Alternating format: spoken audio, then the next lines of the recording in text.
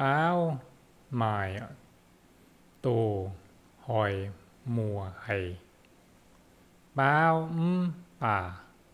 khâu cầu cầu khâu với cháu cao mài hầu mài lầy búi biếu cháu